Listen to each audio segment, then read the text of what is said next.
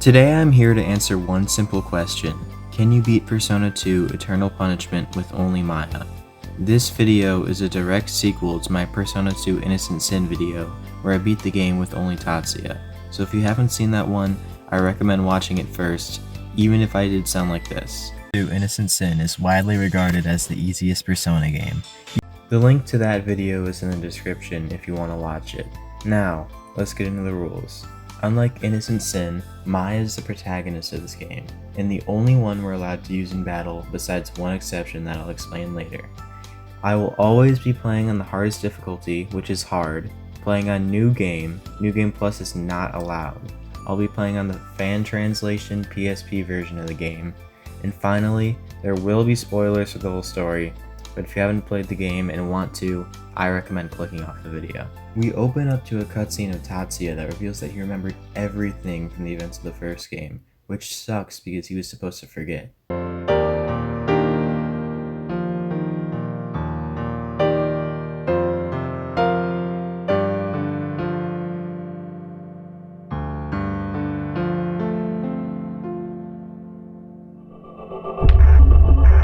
Please, just forget about me.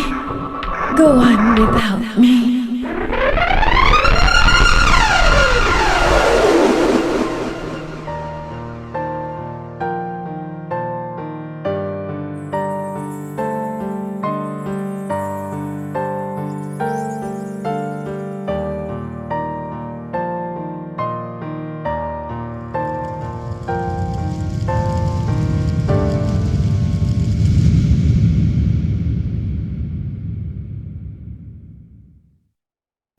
We then cut to a room of people doing some sort of ritual called the Ritual of Kododama before cutting to some familiar faces. Maya and Yukino are at the office when Maya gets a mysterious letter from someone named Joker saying you're next. We then visit her boss, who's the #1 hater of all time, and tells us to get our ass over to Seven Sisters High School so we can get the scoop. We meet up with Ulala Surazawa in the lobby. Ulala is Maya's friend who is a skilled fortune teller but works for a lingerie company instead, most likely due to the fact that fortune telling isn't very profitable. We go into the high school together and see that Katsuya is questioning a teacher at the school. We then walk into the courtyard where a student named Anna walks by us and says that she's going to kill the principal. We then walk into the principal's office and see that he was murdered. Anna then walks in and says it wasn't her before she leaves. Katsuya chases after her and we follow behind him to find a demon in the hallway. Joker walks up to us and says that he's here to kill us before summoning some more demons to attack us. We awaken to our personas just like in the first game and defeat the demons. Persona! Persona! Call out your persona! What is this feeling?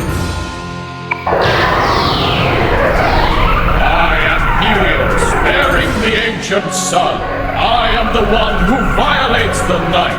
I shall become your loyal chariot.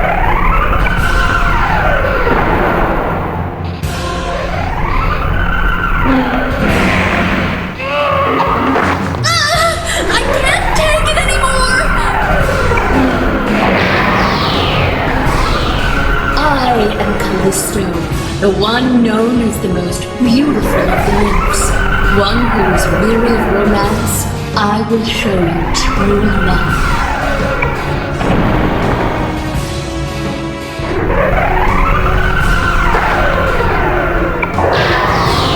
I am thou, thou art I cometh from the sea of thy heart.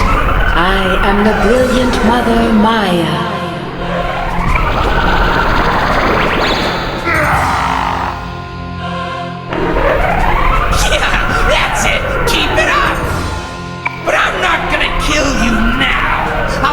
Demons kill you slowly.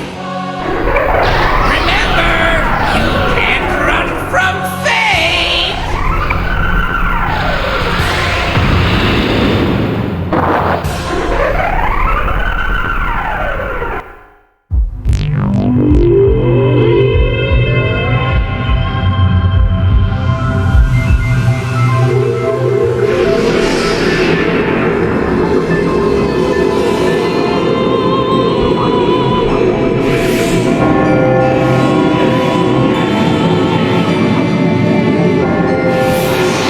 We head up to the 4th floor so we can make it into the clock tower, but the door is locked. So we head down to the janitor's room and find out he doesn't have the key there.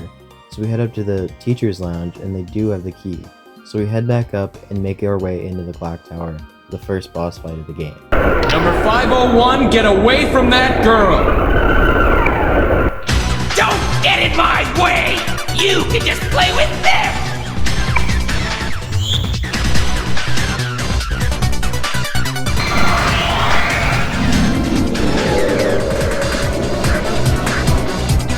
For the first fight of the game, it's actually kinda hard and I died multiple times. I didn't think it would happen on the first boss, but this just shows that this game is a lot harder than the first one. I end up grinding to level 8 and then re-attempting the fight, and it gets a lot easier after that, allowing me to win. Joker knocks us out, and when we wake up we see Tatsuya, who Maya calls Deja Vu Boy, because she can vaguely remember him but doesn't know why. He gives us an emblem and tells us to go to the Kuzunoha Detective Agency to spread a rumor that we will be safe while wearing the school emblem. We leave the room and Katsuya talks with his boss, who basically tells him to piss off and that he's off the team. He then groups up with us as we head to the Kuzunoha Detective Agency. We make it there, then spread the rumor that the emblem repels Joker, then are told to meet up with a man named Baofu who knows a lot about what's going on. We head to Double Slash and Baofu reveals himself to us before telling us to follow him. Baofu is a wiretapper from Taiwan and is my favorite new character introduced in this game.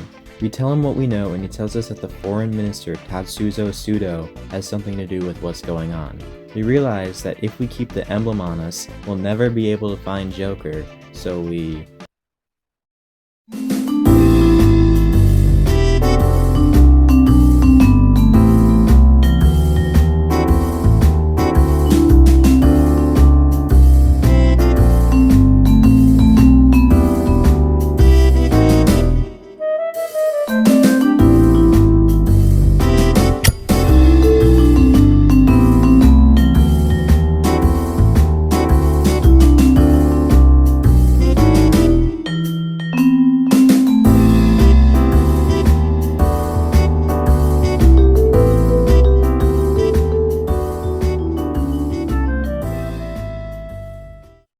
Now that Joker is no longer repelled, we head to the sanitarium at Mount Katatsumuri in search of Tatsuzo's son.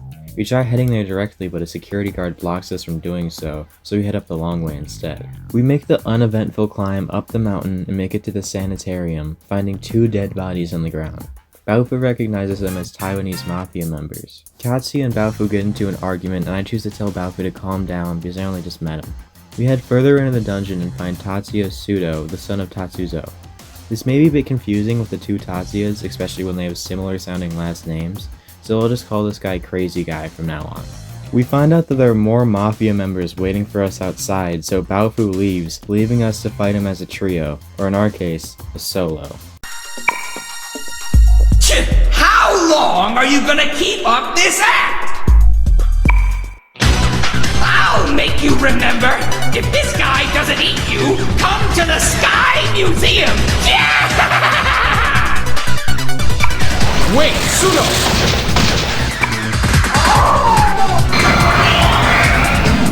We end up not actually fighting him, but his dog instead. His dog has some high damaging moves and high agility, so he goes first and kills me a couple times. But after 3 attempts, we put the dog down. Because Crazy Guy said so, we head to the Aerospace Museum. I wonder if this place is gonna set on fire again. Spoiler alert, it got set on fire again. It's the same deal as last game, we have to go around finding groups of children and tell them to go to the roof. Oh, also June is here. I didn't mention that, but he's here and he doesn't remember anything from the last game. We evacuate the group to the roof and see that June is being held hostage by Crazy Guy, and Tatsuya is here ready to fight him before he falls to the roof and we head into the blimp, flying it off the building, just like in the first game.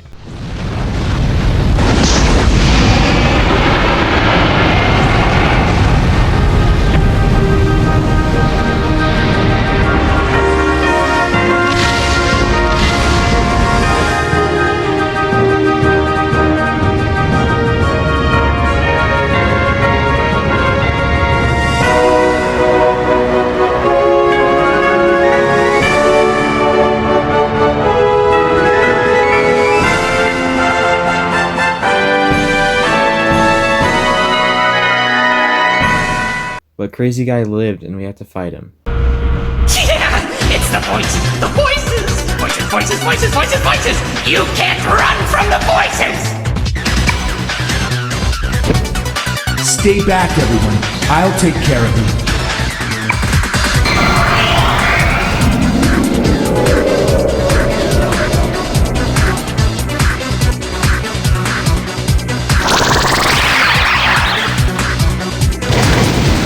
Remember at the beginning of the video when I said that there would be one exception to the only Maya rule? This is the exception, because I'm pretty sure this fight was specifically designed around use of Tatsuya.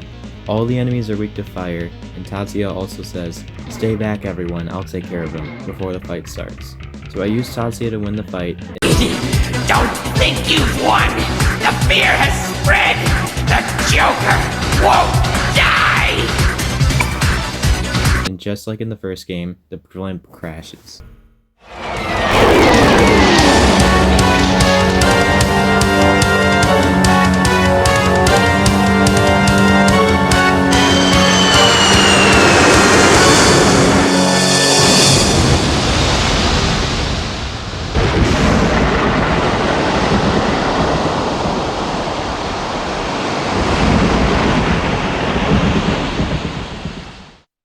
After this, the whole group splits up and Maya heads back to Kimaset Publishing, and we meet Long Chizuru, who is a fortune teller whose tellings become true, so she uses her status to spread propaganda. We cut to Baofu's lair where he's trying to listen in on Tatsuzo before cutting to the Konan police department where Katsuya gets fired and has to hand in his badge. After he leaves, Captain Shimazu reveals that Ulala is Joker's next target. We regroup with Baofu and then Katsuya before heading to Parabellum where we spy on the man who scammed Ulala out of all of her money. We then take him to Gold Fitness Club with us where we explore around the gym looking for her, but instead we find a panty thief who gives us the key we need in exchange for us not telling on him. We decide to tell on him anyways, and this happens.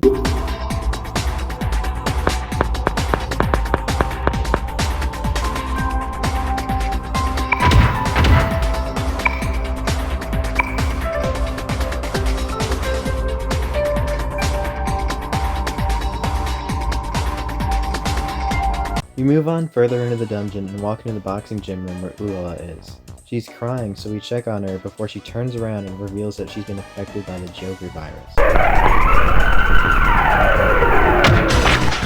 You idiot! You still don't get it! You're the one I want to kill, Maya!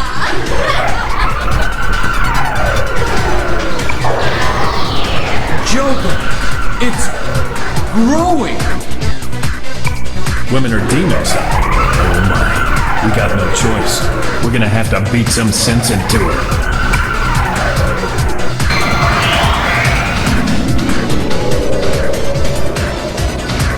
This fight is the introduction to a move that will cause me much pain throughout this run. Old Maid.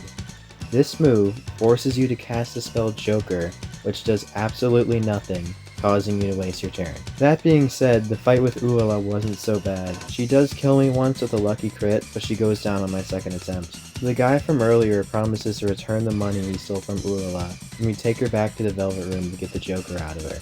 We get a call from Anna stating that her friend Noriko was turned into a Joker and is being held at Club Zodiac.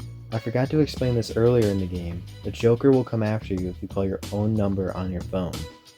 We head to Zodiac and make our way through the dungeon until being stopped by a password-locked door. After totally not looking up the password, we make our way into the room and talk to a guy named Young Pao who seems to know Baofu. We try asking him about Tatsuzo's location, but he refuses to tell us, and his men bring out Noriko, who has been affected by Joker. Ooh la la! Maya! Get away from that brat! Whoa! It's getting bigger!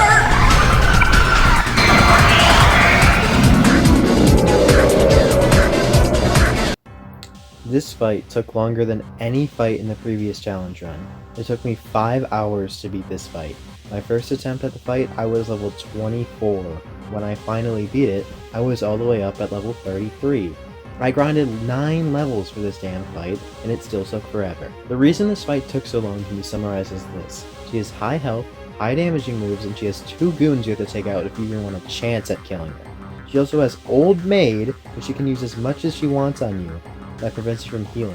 Not to mention she can freeze or charm you with some of her moves. This fight was a pain in my ass, but here's what you can do to beat it. Target her 2 goons first with multi-target spells. Pray to God that you get good luck, and then when they go down, torch her with fire spells. I don't know if this is intentional or not, but it seems she only started using Malak Quest when she got low on HP. It doesn't help that my persona at the time was weak to water. Anyways, make sure you keep your healing up, and if you keep up with the attack, she will eventually go down, winning you the fight. While we were fighting, young Pao got away, so we weren't able to interrogate him. We take Noriko back to the Velvet Room and have her get healed of the Joker curse, and then Katsuya gets a call from a suspicious man who goes by the name Sneak, telling us to meet him at Alba Park. We go through Alba Park and make it to an area with a couple of benches where Sneak meets up with us, telling us that the police and most of the media have ties to the New World Order, which is controlled by Tatsuzo. He tells us to try and find evidence on him to expose him, and to do that we need to meet up with the other people out there who are trying to expose him. We head back to the detective agency and spread a rumor that there is a male individual that is going to be at Parabellum to meet us. We intercept the man before he enters, and inside Baofu and Ulala start a fight to prevent the media from getting to us. We find out that the man is Nanjo from the first Persona game, who is accompanied by Eriko, also from the first game. We find out from Nanjo that the people infected by the Joker disease that were kidnapped have been taken to a science laboratory, which is our next stop. But before we get there, we need to go through the sewers. We head into the sewers and meet up with Reggie and Maki, who are both from the first Persona game. It's kinda cool how pretty much every main character from the first Persona game makes an appearance in the second ones. Except for Mark. Sadly, he didn't make it into the game. Oh yeah, Yuga also didn't make it. Once we make it in the actual sewer part of the building, we can pick between going through the A doors or the B doors, but I honestly didn't read what made the routes different, so I just chose A every time. Once we start, we have 10 minutes to find the exit, and once we find the exit, we can make it into a safe zone where we can rest for a little bit before going to the next part. We do what we just did 2 more times before finding ourselves in a parking garage where we take out a guard and make our way into the building. Once we get in the building, we find none other than Ikichi, who is here looking for a friend and is currently being interrogated by 2 guards. We head in there and kill the 2 guards before disabling security and taking Ikichi with us. Sadly though, not as a party member. I mean, I guess we wouldn't be able to use him anyways, but still. The science lab is a pretty big dungeon, and it has some puzzles we need to figure out, but it also has a velvet room, so it isn't that bad.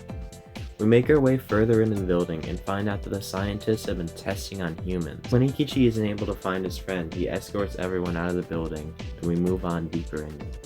We walk into a room with a computer that Baofu finds information on, which tells us that people are trying to artificially create persona users. We head into the next room and get ambushed by a group of soldiers who work for Kandori, who is a villain from the first Persona game, and is miraculously somehow alive after us killing him in the last game. All seems lost, and Ikichi is about to get shot until...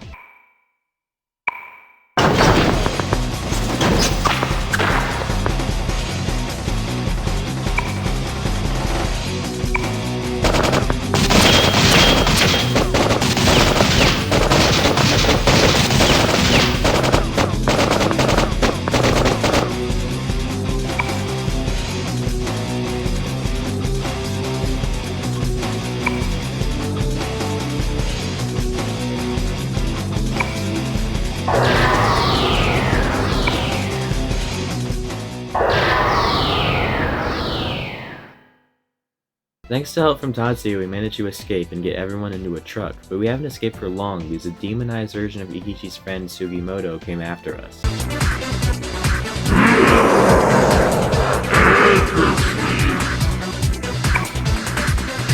Sugimoto? Is that you? Forgive me, young lad. Stop it!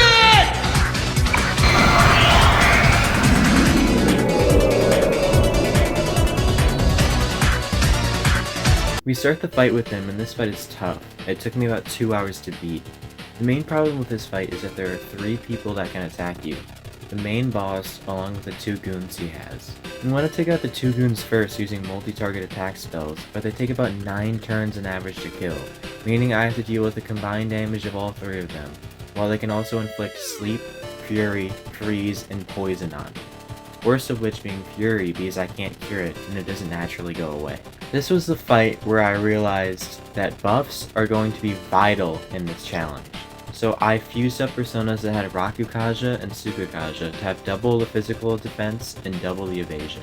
You get buffed to the max by just using one buff, so there's no need for multiple uses, which I kinda like about this game. Using the strategy of buffing and then going for the goons and focusing on the main boss works out well because after a while he goes down. After the fight, we pack ourselves into a truck and drive off. We then head back to base but see that it's been raided, so we hide out in Baofu's lair from now on. This was around the time when I got addicted to sweepstakes gambling, which is basically where you buy magazines and then enter them into a sweepstakes to win prizes.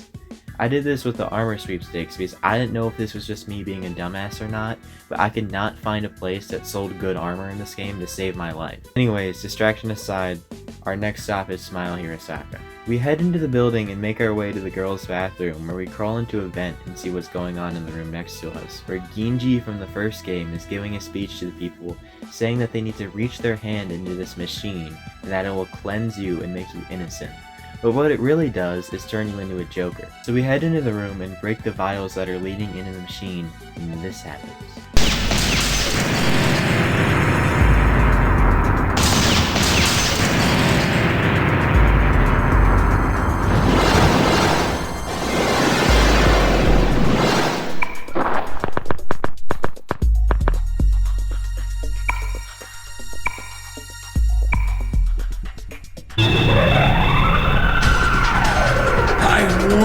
Something horrible would happen.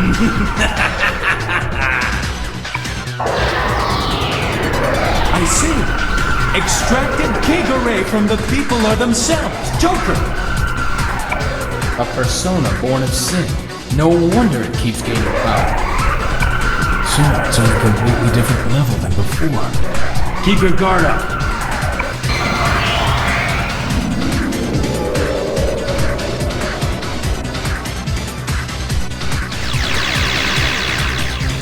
This fight is certainly interesting to say the least. He summons 4 minions that infinitely respawn, but they mostly just cast Last Resort and damage everyone, including themselves, the other minions, and Ginji.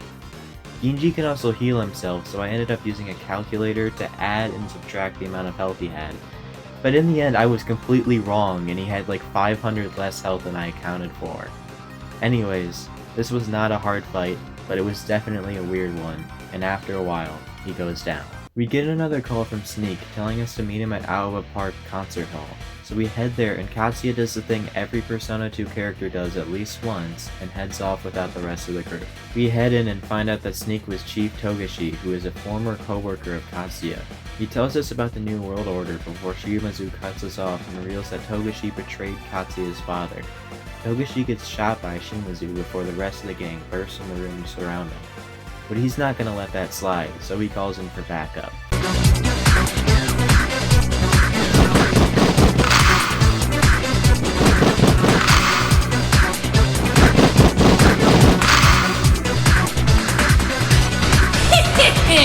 This is how a game should be. The odds are now even. What are you gonna do?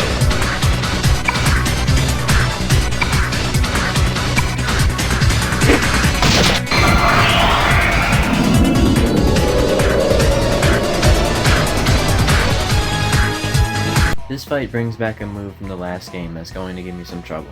That move being Sharpshoot has the chance of instantly killing you. And since there are 4 enemies with Sharpshoot and only 1 of me, you can imagine how this goes. The answer is badly. But don't think that I, MT Meister, don't have a trick up my sleeve. The trick being Persona Honir, who repels gun attacks. And since the enemies attack with guns, you can probably guess what happened.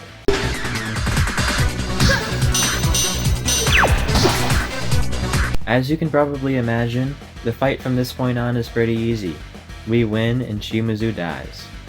Togashi does the thing where he dies before giving us vital information that we need, and we get a sweet character moment between Baofu and Katsuya before heading back to the hideout. We get a hold of Young Pao's phone through use of Baofu's wiretapping skills and listen in on a conversation between him and Tatsuzo.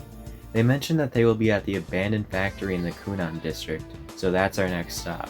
We make it to the factory and see Young Pao's men get killed by robots along with getting shot at ourselves, so we run off. We make our way through the factory until we get to a locked door that needs a password.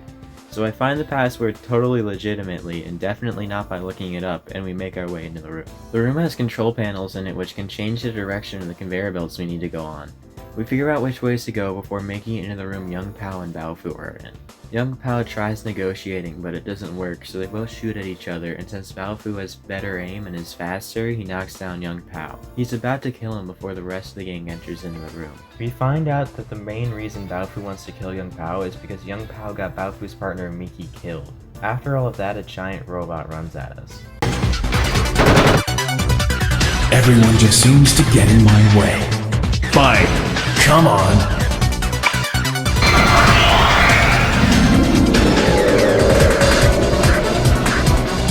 This fight is nothing special, but it does see the return of a move from the first game being brought back. The move is called Muramasa Copy, which is the same as Longinus Copy from the first game. The move steals your persona if it lands on you, and there isn't anything you can do to cure it, so you just have to wait it out. This fight may have been hard if I didn't have a persona that repelled most of its attacks, but I do, so the fight was easy. Afterwards, we head to the docks to pursue Tatsuzo.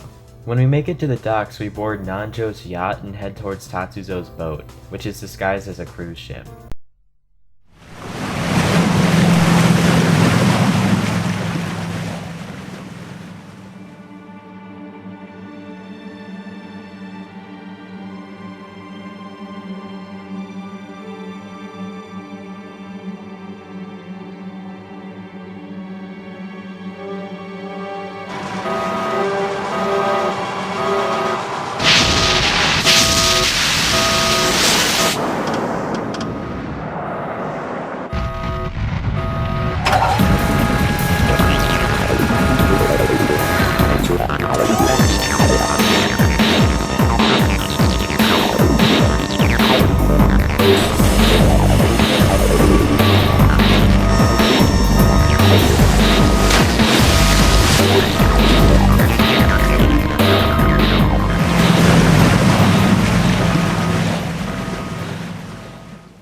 We board the ship and take out multiple soldiers. The ship is a very long and sort of complicated dungeon, so I'll just spare you the time and say this. We make it to the helipad outside and see multiple soldiers getting attacked by Tatsuya before a group of Orobots from earlier comes up to protect Tatsuzo so he can make his escape. Wait! Tatsuzo! I'll take one of them. Out of my way!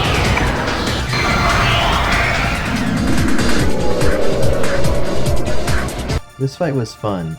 We fight 3 of the robots and they mostly use gun attacks, so most of the fight is them attacking me with gun and then just getting their attacks repelled back at them. I just sat back and watched as they slowly destroy themselves with their own attacks. After the fight, Tatsuya runs off and we head to the submarine deck to escape the ship that is currently exploding.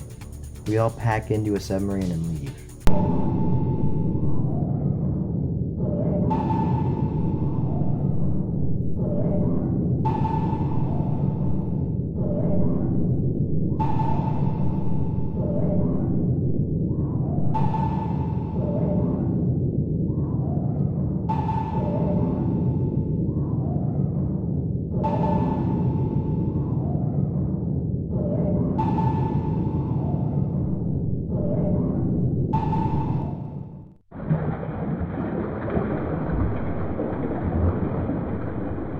We end up in the undersea ruins, and this place likes to do the funny thing where it makes you go through a ton of pitfall traps, kinda like a maze. It turns out that maze I went through was completely optional, but I did get the skill cards of some moves I won't be using.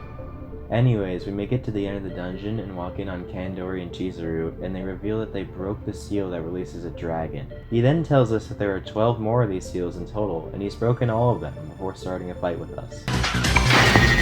Rito, you acknowledged your weakness before. Your act makes me sick. I do not want to see you lower yourself. To be pitied by you again. Light has its role, shadows have their role. That's just how it is. I see. Well then, I will bring you to your knees again. Young lad, I leave the woman to you.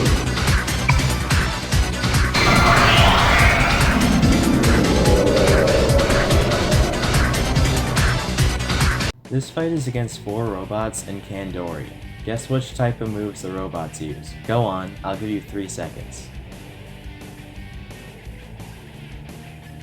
That was probably about 3 seconds. Anyways, if you guessed gun, then you would be correct. Congratulations. My strategy for this fight mainly consisted of sitting on my ass and occasionally healing when needed. The robots will do all the killing for me. Once the robots are dead, Kandori pulls out his best moves and manages to kill me with Eternal Black. So I try to fight again, this time being more cautious, and I win with no problem. We leave Kandori and Chizuru to die due to their request, and haul ass to the submarine so we can escape before the building collapses.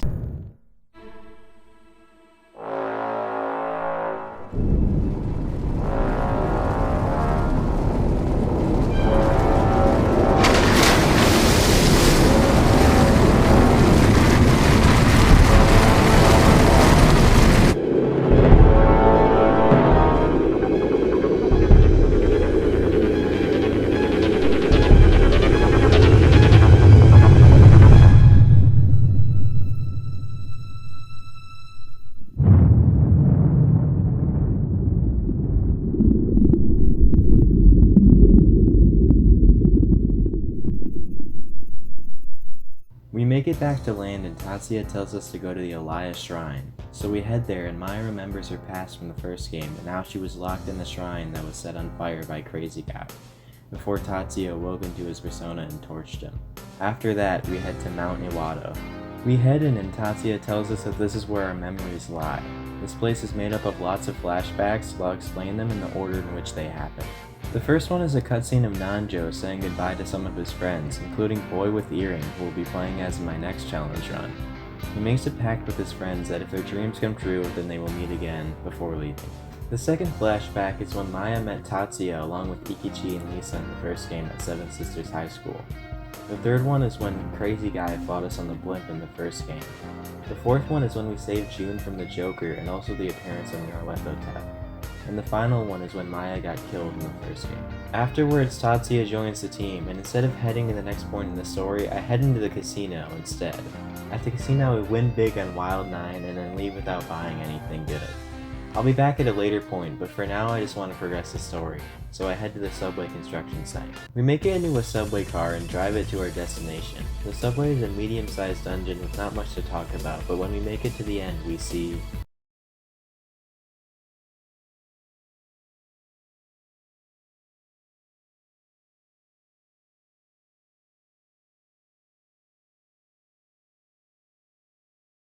Yep, that's right, Zabalba is back from the first game, but this time around it's not our final dungeon. We head into the building and get caught into a heat trap before making it into the main part of the building. After exploring for a bit and going through some teleporters, we make it into a room similar to the one in the last game that has a healing fountain along with a velvet room in it. We aren't on break for long though because gold versions of Ikichi, June, and Lisa break into the room and confront Tatsuya. My jaw hit the floor when Ikichi called Tatsuya subscribe. I mean, I knew I transferred my save over from Innocent Sin, but I was not expecting that to happen. Tatsuya tries attacking them with his sword, but since they're made of gold, it doesn't do anything, and they teleport away, taking Tatsuya with them. We head out to go find him, and find him in a room that looks like the outside of Elias' shrine, where he's laying on a table about to be killed before he decides to get up and fight them.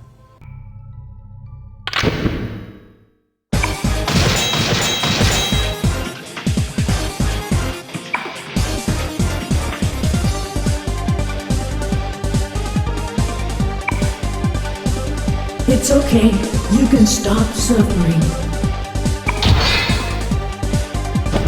I'll accept my punishment, but not now.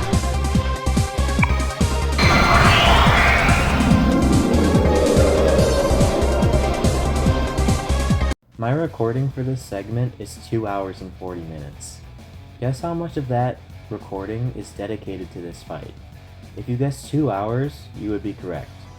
This fight is hard, so allow me to explain to you why that is and also the strategy you should use to beat it. The metal trio consists of metal versions of Ikichi, Lisa, and June, and can all deal some pretty good damage to you. But the main problem is the fact that they can all inflict ailments onto you. The strategy I came up with for this fight was to make sure to buff and then use Hurricane, exploiting Lisa's weakness, along with hitting Ikichi for some decent damage. After Lisa goes down, attack Ikichi and make sure to keep track of when June uses Zakaja. After Ikiji goes down, the fight is pretty easy unless you get unlucky and die to June. This fight definitely requires some luck, but in the end we destroy the metal trio and move on. We find a room with the teleporter and use it to get back to the city, where I check to see if I won a sweepstakes prize for probably the 20th time this playthrough, and see that I did in fact win a prize. That prize being the nature cloak that, along with having some pretty good defense, boosts all my stats by 9. We head back to Zabalba and make our way into a room containing some weird machinery along with multiple dead soldiers. We then turn around to see a giant monster approaching us before getting a cutscene of this.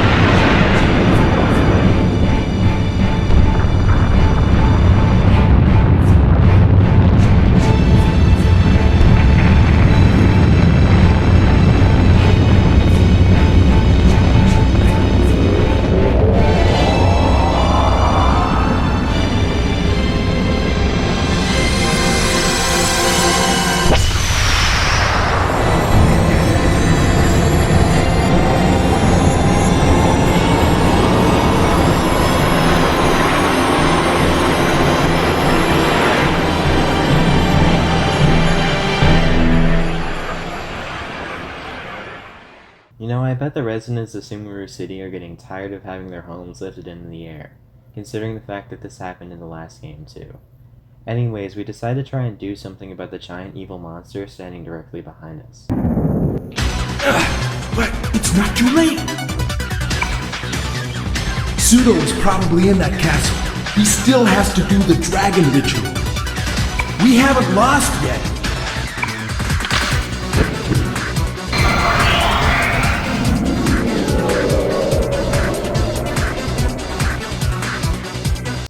This is Sugawara, or at least what was once Sugawara. I haven't mentioned him yet, but basically he's like the director of the New World Order who really wants to achieve immortality by any means necessary. And by God, he sure as hell got his wish granted. The gimmick with this fight is that every turn he heals her 800 health. My attacks do about 940 damage or so on average, so you're probably thinking, oh well that's profit, and all you have to do is attack him until he's dead. That would be a valid strategy if 3 out of his 4 moves didn't have a chance to inflict you with an ailment. Also, he has 6,200 HP, so good luck trying to kill him when he regenerates over 80% of the damage you deal to him per turn, along with inflicting you with ailments most of the time. You're probably thinking, oh why don't you just find a persona that nulls ailments? That would be a great idea. Too bad 2 out of his 3 ailment moves are non-elemental or almighty, so you cannot block them. This fight faced me with 2 choices. I can either grind to the max level, which would most likely take hours and make every boss after Sugawara a joke in terms of difficulty, or I can make this fight my second exception and use Tatsuya along with Maya to deal enough damage to kill the boss. To get this video out faster and also make it more entertaining to you guys, I decided to use Tatsuya to help me out with this fight, making it decently easy. Feel free to think that I failed the run because of this, but I think it was the better option. Anyways, we beat Sugawara and leave before heading to the giant building that got summoned out of nowhere. We head inside the building and go through the middle teleporter before finding a password locked door. I totally just remembered the password from my first playthrough and definitely didn't look it up. We enter the room and go through a small pitfall maze before entering a room where we finally confront Tatsuzo, all alone with no goons to help him escape or fight his battles for him. Tatsuzo releases the Earth Dragon before Gozen turns him into a weird monster. Another one has fallen. What a pathetic sight, Tetsuzo. This is the result of deceiving people? Your dirty sins, we shall cleanse them!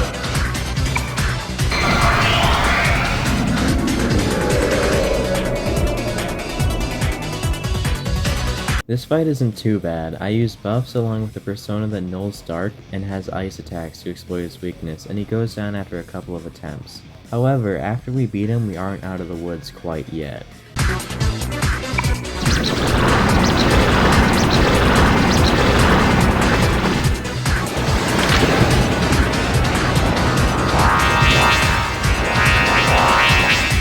I see. You won't come out until I defeat this guy. All our will waken me. from my slumber. This fight is harder than the last one and takes forever due to the fact that I have to constantly reapply my buffs due to him having Nikaja, along with him taking reduced damage to most magic attacks. After about 15 minutes, he goes down. His dead body transforms into a pillar of light and then this happens.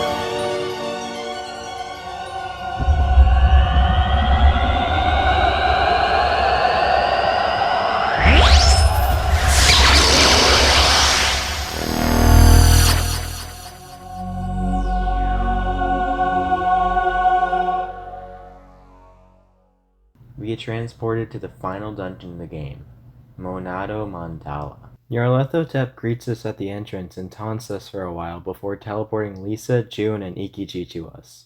He tells us that if we defeat the bosses that lie within the dungeon, our friends will be safe, but if we don't, then he's going to give them all their memories back and then destroy the world. Since we don't have much time to waste, let's get going. We head into the dungeon and walk into a room where we get a flashback of Katsuya when he was in high school before Shadow Katsuya appears before us.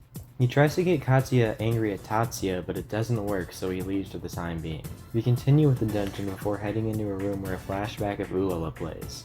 This flashback shows that Ulala is jealous of Maya for her looks and ability to pick up men, but is still a good friend to her, helping her get home after a long day of work. Afterwards, Ulala's shadow appears and taunts her before leaving. Hey guys, for this next part, footage might look a bit low quality because it's heavily zoomed in. I don't know why, but the recording got all messed up, so just bear with me for a bit. Anyways, we keep progressing until we enter a room that has Ikichi tied up in it. Before long, Shadow, Ulala, and Katsuya appear and we have to fight them. You are a fool! You want it back? You'll have to take it by force. You're on!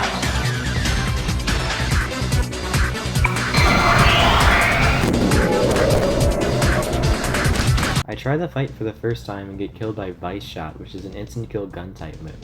Hearing the word gun type, you guys probably instantly thought of my solution to the problem, which was using my persona that repels gun. This strategy is great for reducing damage I take, but still doesn't make the fight a walk in the park. Their attacks were still doing a lot of damage, plus Shadow Ulala has this move called Shadow Force, which makes it so you are unable to see your HP and MP. But eventually they do both go down, winning us the fight. I now have my Dexterity, Vitality, and Agility stats max. I will now be putting all my stat points into Luck and not Strength because of the old adage, brains along with vastly overpowered Guardian Spirits over Brawn. We continue and walk into the next flashback room, which shows a reverse version of Baofu's persona strangling his partner Miki. This isn't how Miki actually died, but it's a representation of Baofu's guilt for getting her killed by young Pao. Baofu takes responsibility for her death because it was him who got her involved in investigating the Tian Tao Lien. This led to his drive to kill young Pao because it was the fact that he couldn't forgive young Pao for his actions, but now he realizes that it was himself that he couldn't forgive all along. This scene is personally one of my favorites in the game, and it's moments like this that makes this game one of my all-time favorites. We move on and get into a room where Nyarlathotep mocks us and then leaves, before finally making it into the room where Lisa is tied up and captured, along with where Shadow Maya and Shadow Baofu appear and start up a fight with us. No can do. There's just one more thing I need to do. I just have to kill your head honcho. You make me laugh! Yeah, that makes me laugh.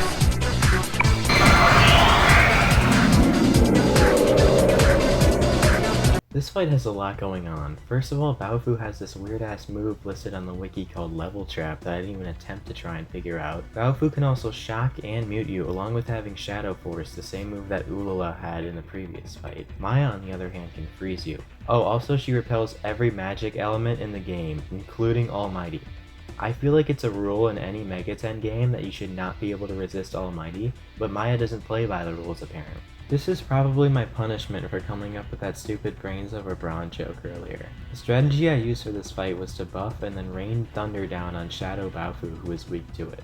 Once you kill him, then you get to fight Shadow Maya, who has Tetrakarn, along with repelling every magic attack in the game. So sometimes you have to willingly reflect your own attack back at you, because Tetrakarn doesn't go away until it's activated. My damage was pitiful, and I died a few times trying to beat this fight, but in the end, we proved that we are the better Maya.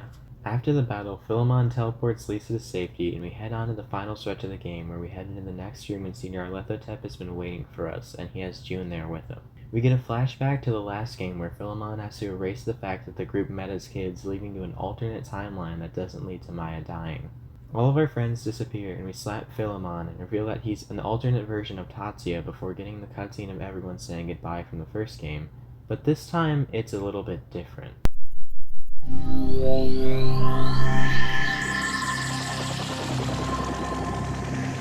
We went through a lot, but I'm glad we met again. Don't forget what you promised, dude. Tatsuya, don't forget me. I do love you. Don't forget. Or say goodbye, just think.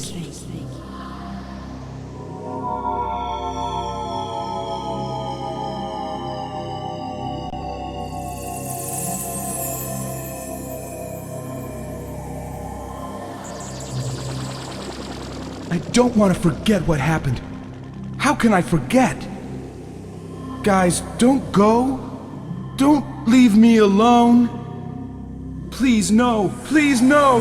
No! This shows that Tatsuya not wanting to forget his friends was the sole reason that all the events in this game happened.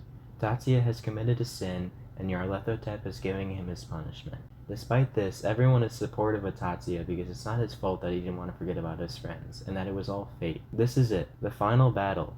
Let's see if this time we can best Nyarlathotep one last time. Understand that there is no point in living. Cry that there is no answer. Where there is darkness, there are shadows. I, myself, am all of you humans. I won't turn my back again on the sin I committed, nor on myself.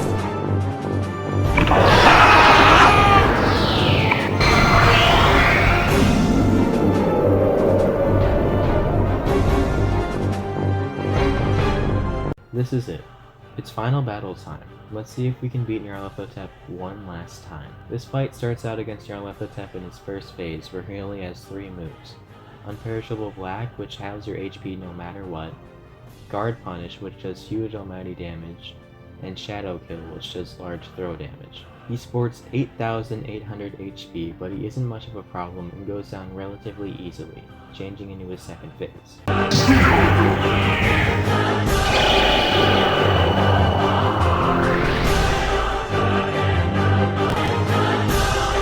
Splendid! You are the first to see this form! Die with my highest praise! This phase is where shit hits the fan. He has 18,000 health, high damaging moves, and can cause multiple status ailments, along with clearing any buffs that I have. It only took him 2 moves to kill me because somehow, even with max agility, he was moving before me.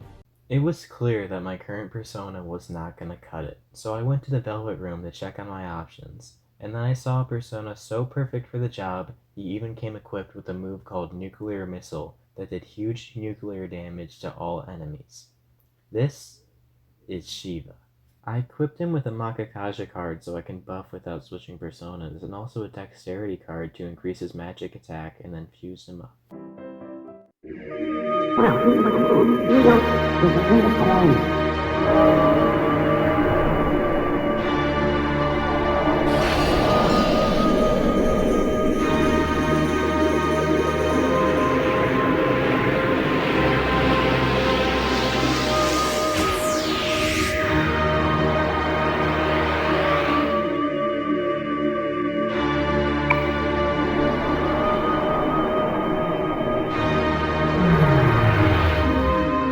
I grinded him up to max rank and then stepped back into the room to make Nyarlathotep pay. The first phase goes by even easier than before, but now it's time for the final phase. Nyarlathotep kicked our ass before. The question is, can he do it again? This fight is a constant battle of maintaining healing, buffing, and still doing damage to him, but Chiba is carrying my ass more than the Hino Kakatsuchi carried me in SMTF. Let's face the facts, it was only a matter of time before Chiba kicked Nyarlathotep's ass. He never stood a chance.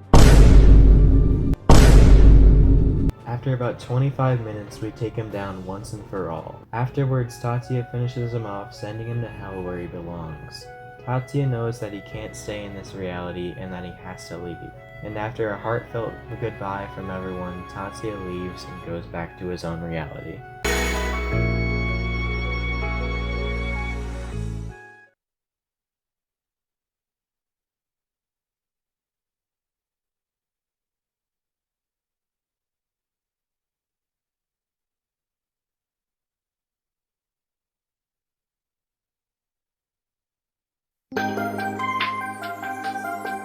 After that, everything goes back to normal. Maya is back in the same position from before at work, where she inspires her coworkers. Baofu is visiting Miki's grave and talks to her grave, revealing that he's starting a search agency for missing people with Ulala.